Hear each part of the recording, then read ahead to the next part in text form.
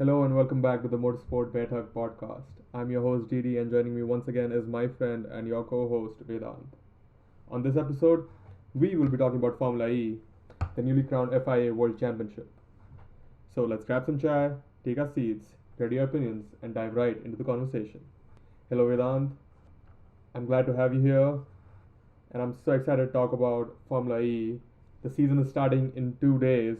We should have done this before, but schedule's been a little tight recently. So, but I'm still really glad we can talk about Formula E before the season starts. Hello, Divya. Yeah, definitely.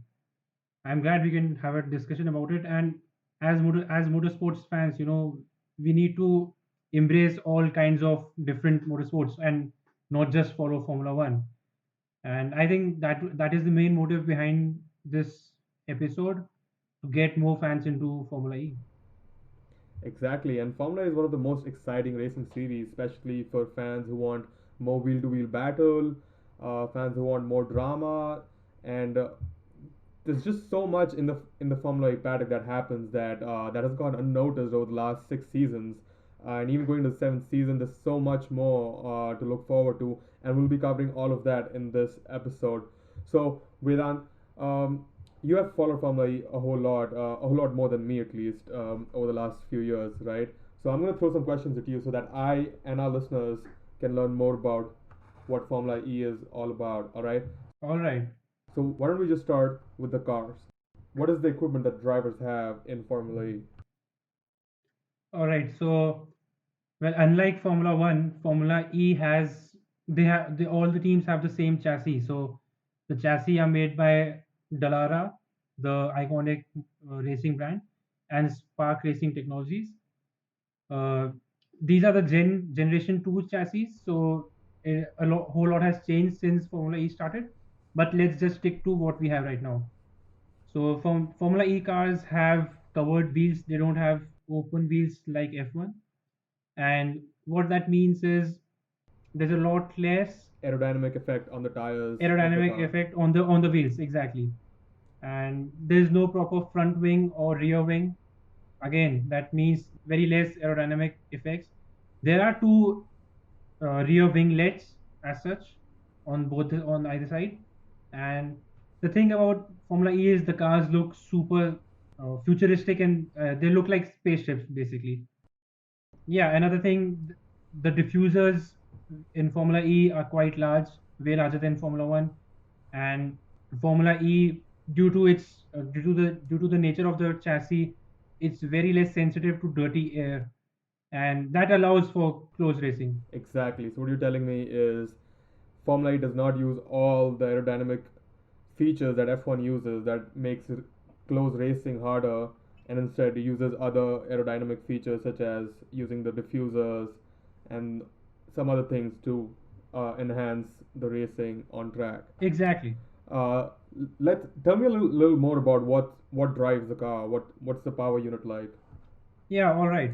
So in this current generation of Formula E, the power unit is 250 kilowatt hour. The battery is 250 kilowatt hour. That is somewhat around 335 brake horsepower in those terms. The top speed we have is about 280 kmph, which is not as fast as Formula One, but due to the nature of Formula E circuits, these are all street circuits and they are quite twisty. So we don't need such high speeds. And as these are electric powertrains, the acceleration is quite quick, and they reach 100 kilometer per hour in just under 3 seconds. Yeah, that's really exciting. We're going to touch upon the circuits in a bit, but tell me a little more about what are the components that the teams develop? What are some components that are like you told us, the chassis is common to all teams. What are some components that the teams develop that sets them apart from each other? And what is the concept of like customer teams and factory teams? All right. So during the first season of Formula E, here's a history lesson basically. During the first season of Formula E, all the powertrains were made by Renault, but since then, each team is allowed to make their own powertrain. So right now, out of these 12 teams, 10 teams make their own powertrains. Only two teams are customer teams. So the manufacturer is those who develop their own powertrain. So when you say powertrain, does that mean the battery and the electric motors, or just the electric motors? Just the electric motors. Okay. Formula E batteries are made by McLaren Applied right now. Earlier, they used to be made by Williams, the Williams technology arm. So when they change to the newer generation of cars, that's when they change the battery supplier, and that's a very important point because McLaren was able to provide much more power in those batteries and much more utility in those batteries, which made racing all the more better and which changed one of the most important aspects of the Gen 1, which was car swaps in During pit stops. yeah, the pit stops. Yeah, now we don't have any more pit stops. It's just like a sprint race, 45 minutes. But we're gonna come on to the race format in a bit. Before we move on, what are the tires like in Formula E compared to Formula One? Yes, so Formula E uses all-weather Michelin threaded tires. They don't use slicks like Formula One, and they only get two full sets of tires throughout the weekend. So when I say weekend, it's not essentially a weekend; it's just one full day. In Diriyah, the first race that is coming up, the first practice session is a day earlier, but that's just one case. All the other events are one day, so they get only two sets for the day. Well, that's interesting. Does that impact, strategy or anything like that, or is it usually like, the drivers use one set of tires for for all the practice sessions, and then they use the second set for qualifying and the race? Since there are no pit stops, so they don't need to change tires during the race, right? Yeah. So I don't know exactly how their strategies work, but my best guess is they use one full set for the race and the other set they use for practice and qualifying. Awesome. Well, since you already started talking about the race format, let's dive right into it. Why don't you tell me how a Formula E race day looks like? Because you said, all the sessions are on the same day, so like, what does it Yeah, look like? exactly. So in the morning we start with two practice sessions, a 45-minute session and a 30-minute session. The teams can run their programs, qualifying run, race run, and just like Formula One, these programs, these runs are very important because in Formula One, the teams need to study the fuel consumption and the braking points and all these stuff, right? And similar things with Formula E. Here, since we don't have fuel, the teams need to manage their batteries, and that is a very important point which we'll get into later. But yeah, so two practice sessions, then we have qualifying. Qualifying is very special in Formula E. Yeah, that's what I've heard and seen, and it was really exciting to see this new format that they have and how it jumbles up, the starting grid every race, and you just don't know what's going to happen from race to race. There's not a set pecking order when it comes to, what you'll see at the end of qualifying per se. Yeah, definitely. It's like even if a team is dominating the entire season, they won't like there's no guarantee that they will finish in the top 5 in qualifying. Yeah, before we get into that, let's just tell our listeners what the qualifying format is like. Yeah, all right. So it's basically a grouped qualifying format. All the 22 teams, sorry, all the 24 teams are divided into four groups. You mean all the 24 drivers are divided into four Yeah, groups? sorry, all the 24 cars, yeah, right, are divided into four groups based on their championship order. So the top 5 or top 6 are in one group, the next 5 or 6 are in another group.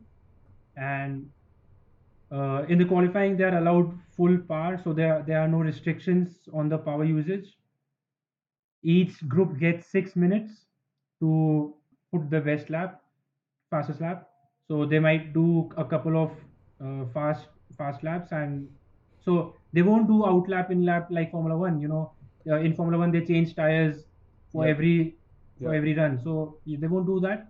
They'll go once, complete a couple of laps, get the best time, and that's about it. Uh, in in the group, the leaders of that group, the championship leaders of that group go first, and followed by in that order. And most importantly, the group of the championship leaders goes first, and the group of the backmarkers goes last. Now this creates the mixing up and the jumble up of the grid because when the cars first go on track, the track is quite green, which means to say, There's not much grip on the. yeah, there's no rubber and there's no grip. So the times are generally slower than the cars that go later on. And since these cars that go first are faster cars as such, and the cars that go last are slower, so that essentially jumbles up the entire grid. Yep. That basically uh, takes out the difference in the machines by variable conditions, and then it all comes down to basically boils down to uh, driver talent per se, in Yeah, the car, and exactly. how good the driver is in the given condition and in the given car. So yeah, that definitely that's exciting, and that's not something we get to see, not just in F1 but in like a lot of other sports. We usually see the fastest cars getting the pole position, starting up the grid. Yeah, But yeah, this is definitely exciting to see. Yeah, and anything else regarding qualifying? yeah, I was coming to that. And so in the group qualifying, the top six from all the top six drivers from all groups combined go for the Super Pole shootout. So that's a one lap shootout, and the driver who gets the pole position gets three championship points, which is very important due to the competitiveness of the series. Exactly. So that was qualifying, and qualifying also carries points. Now let's get on to race format. Why don't you tell us what the race looks like and what are some different aspects of the race that the audience should watch out for? The race itself is quite exciting, and there are a couple of points which are unique to Formula E, which we'll get into later. But let's start with the basics, right? Formula E races are 45 minutes plus one lap. So there's no specific race distance and no specific laps. So let's say there's a yellow flag or safety car or caution. So the number of laps gets reduced because the time is the same, right? And so that generally affects the strategy, the power saving strategy in Formula E. Yep, the battery management can differ, and if you don't manage your battery the right way, you might end up short. Even if you are, leading the race, you might not finish the race if you haven't managed your battery right, which we've seen happen in Formula E. Honestly, I remember watching Pascal Wehrlein, lose out on a win because he didn't have any battery left as he was approaching the finish line, and he was overtaken on the last corner, and that was really exciting. Exactly, and it's not just one instance. It's a lot many instances in Formula E, and that is why regen is very important in Formula E, because regen allows you to recharge your battery to a certain extent. We don't have any pit stops in Formula E, as we talked before. There used to be pit stops, and there used to be car swaps because of the limitations of the battery. But as we said, McLaren has made that a thing of the past. There's no recharging. So now let's come to what is special about Formula E. What's like the USP as such, like other than the electric power. Yep, yep. The power output in the races is restricted to only 200 kilowatt hour rather than the top 250 kilowatt hour, which is about 270 brake horsepower. Now, to get that maximum 250 kilowatt hour, you have two options. The drivers have two options, and these two options are very exciting. And we haven't seen these things anywhere else in any form of motorsport ever. First is the attack mode.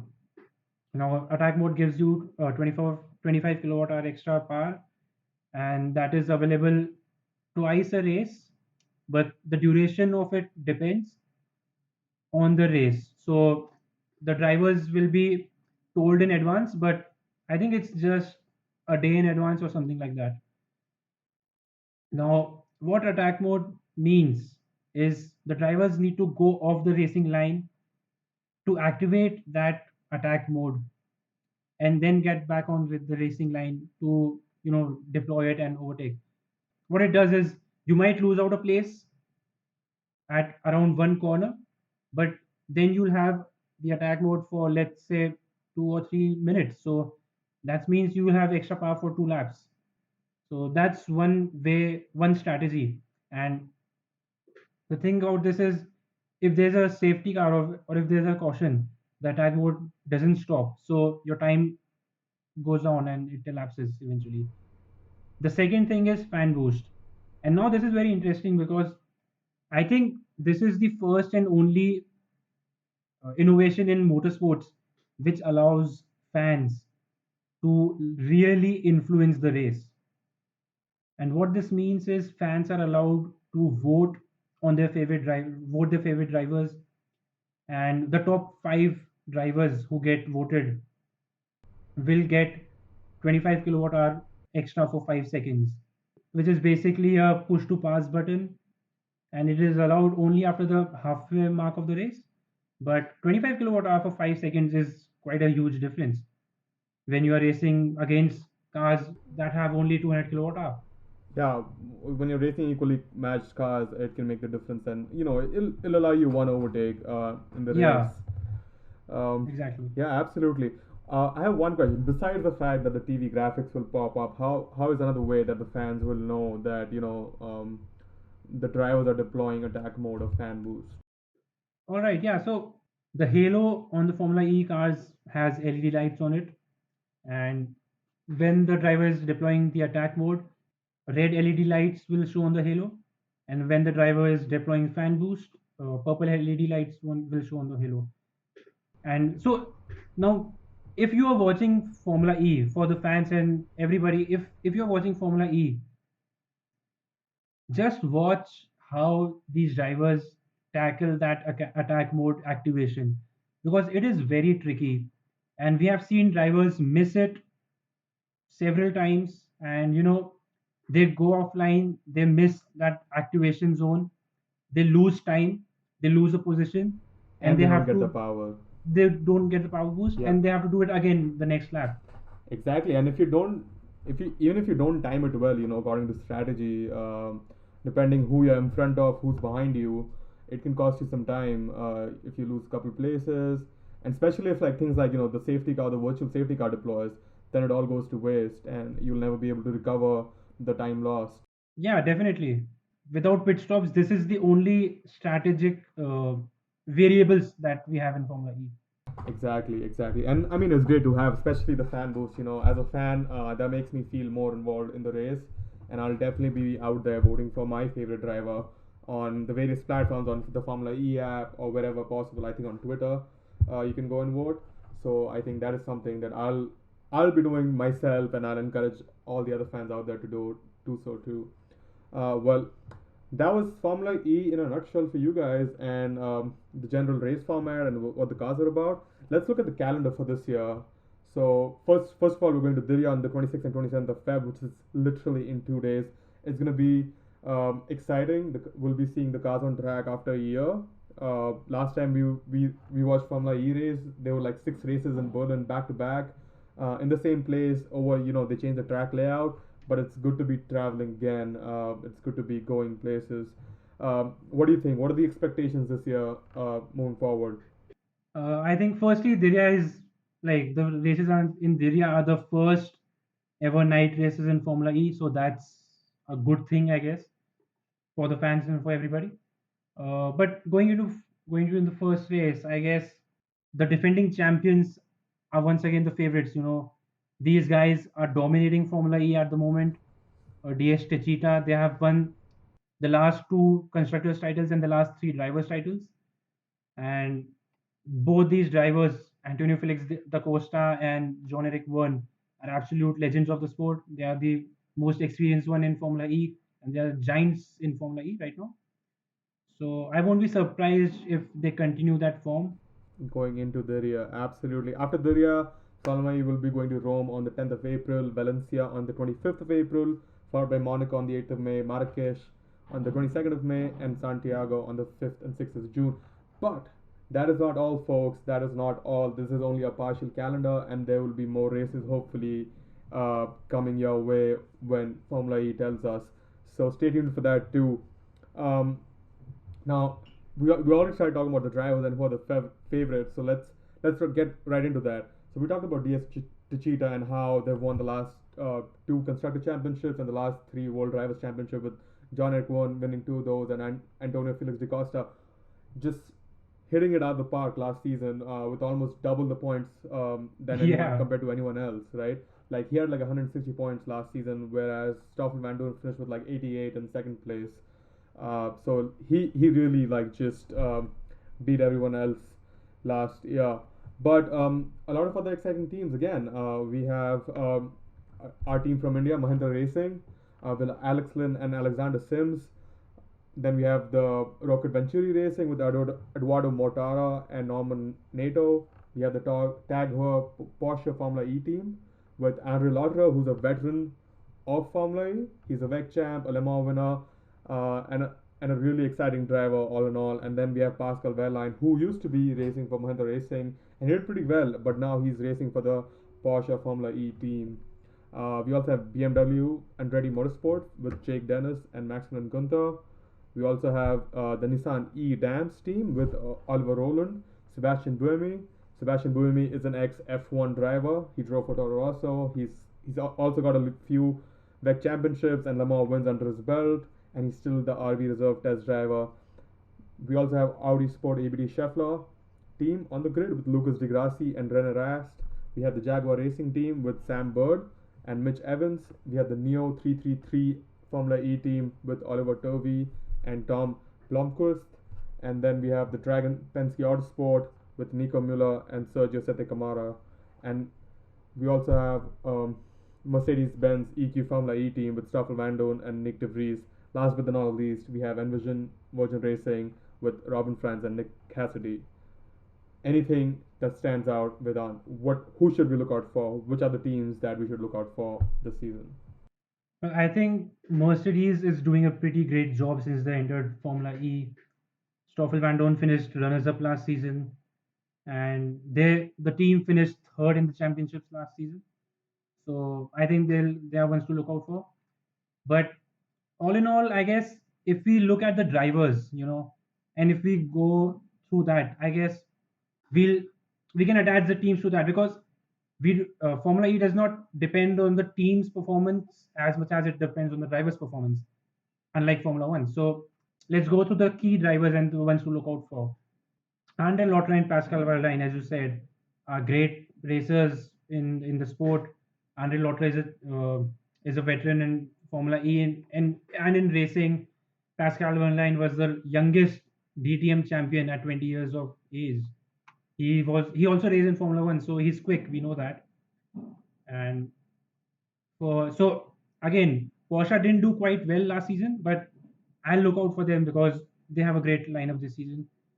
Mahindra Racing are the most consistent team in Formula E, one of the most consistent teams in Formula E. And in Alexander Sims and Alex Lynn, it's a whole new driver lineup this season. Alex Lynn did race a few races last season, but all in all, it's a new driver lineup, and I think it's a very exciting lineup.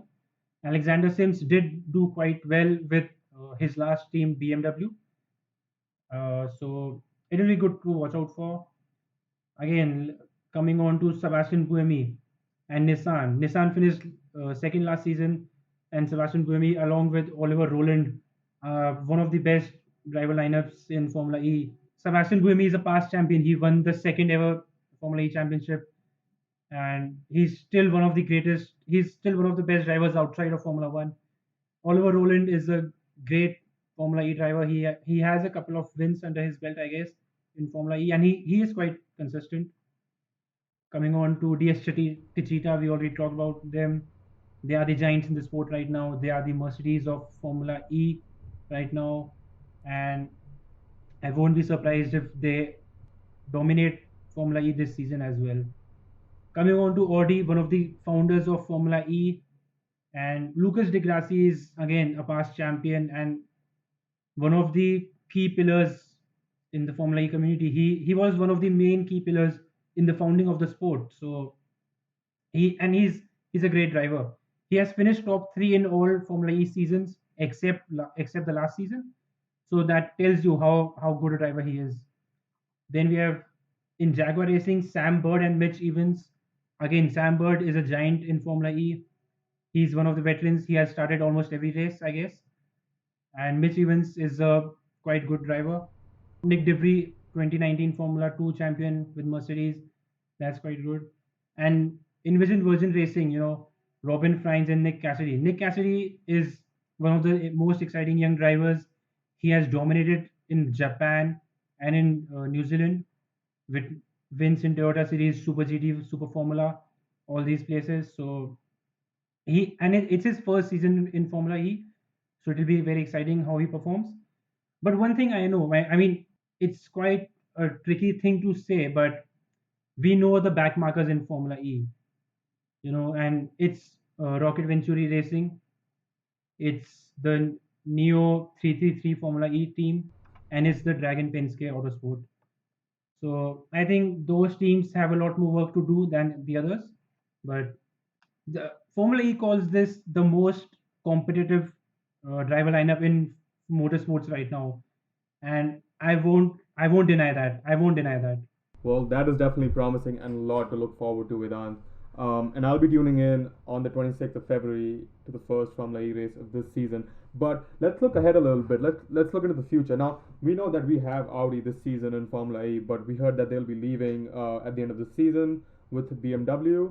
And there's also news that there'll be other teams joining Formula E in the future. Can you tell me a little more about that? Why are these teams leaving, and what prompted that? And any news about it?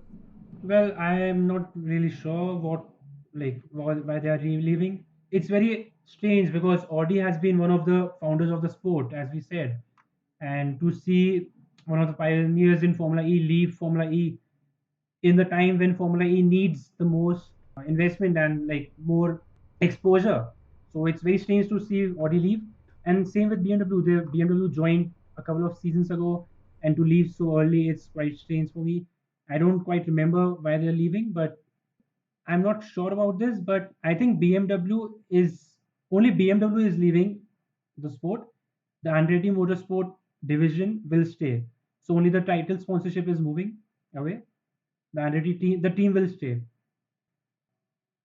But yeah, as you said, we can look out for a few more teams to join Formula E.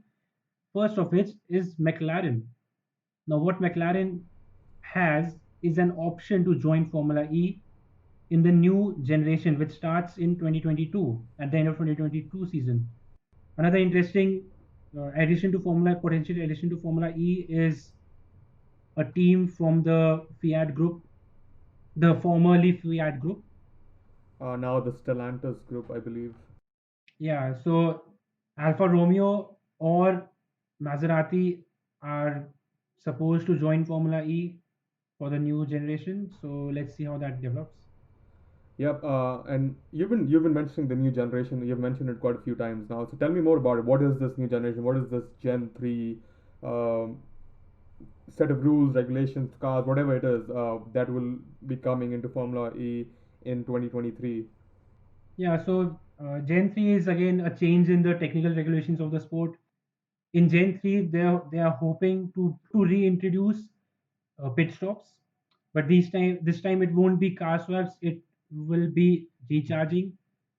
So Formula E hopes that they can do a quick recharge for the cars, and the cars can run on full power a lot more than they are now. So let's see how that goes.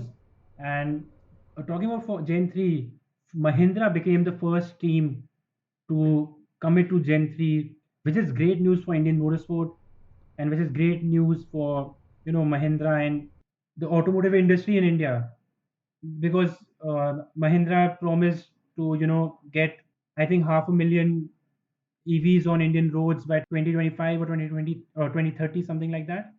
And it's one of the founding members of Formula E. So I think it will be very great to see an Indian team do well. Exactly. That'll be interesting. And it'll even be better if we can have an India E-Prix at some point.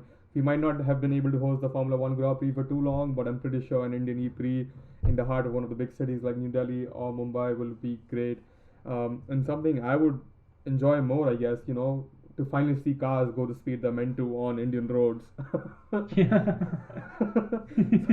So that'll be something that'll be exciting. But Vedant, thank you so much for joining me today and enlightening me about Formula E. I can't wait to tune in 2 days into like the first race in Diriyah, and I'm really pumped. Any last thoughts from you, Vedant?